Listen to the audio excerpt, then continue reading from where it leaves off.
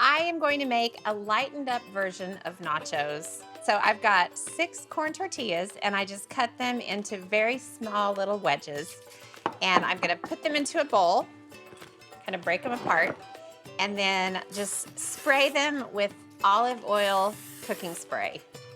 This is the best way to kind of get a really light coating of oil on the tortillas. So after the oil, I'm gonna season the tortillas. It's ranch dressing mix, ranch seasoning. Wow.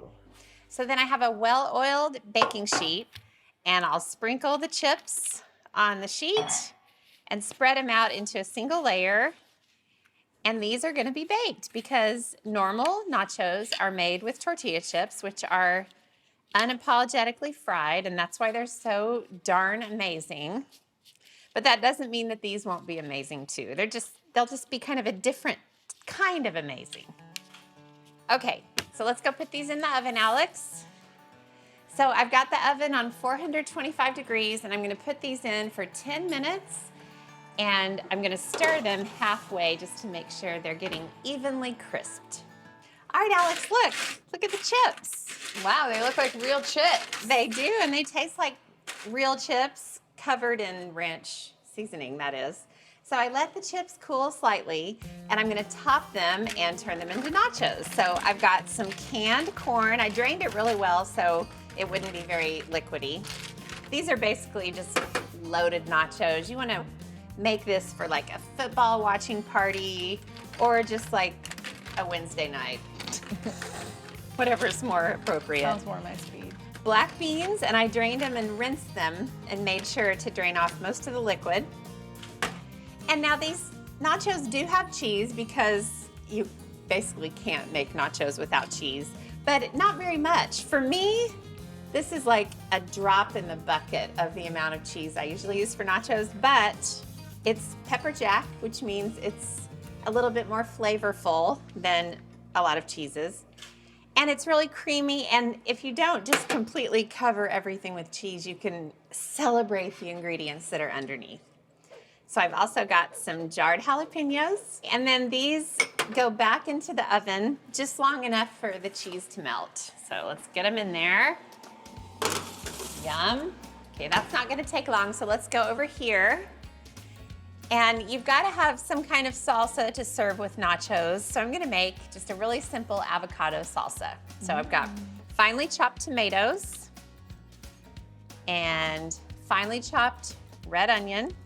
Yum. And then lots of lime juice. It reminds me, pico de gallo is something that I've got to start making more and more. I used to make it all the time. It used to be a condiment in our house. Yeah, you used to make pico a lot. All the time, and it just kind of fell off my radar. Poor lad. I'm sure he wakes up some nights thinking, where did the pico de gallo go?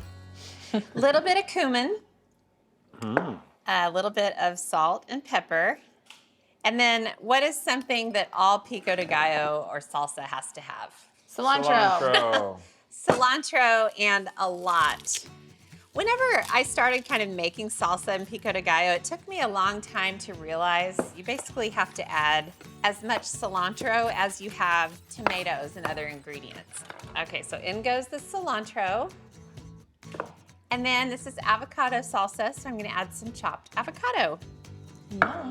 It's just barely ripe, so it's not mushy and like fall apart guacamole avocado. Okay, so that's the salsa. I'll bet the cheese has melted on the nachos. It's where the magic happens. It sure enough is, Alex. Let's look. Wow. Oh, hi. Yummy. I mean, gosh. So you can serve these nachos just right on the sheet pan, which is what I'm gonna do, but you can also serve it with the salsa on the side, but I'm not gonna do that. I'm gonna sprinkle the salsa all over the nachos. By no means am I saying you could eat a whole pan of these and consider it light, but these are definitely lighter than the normal nachos we see around these parts, let me tell you. True. Mine would have probably like 4 times the cheese. I know, exactly. You are your mother's daughter.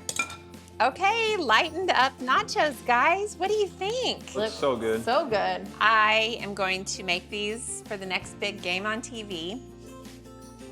I'm gonna make these next week. I'm gonna eat these now. And I am not ashamed.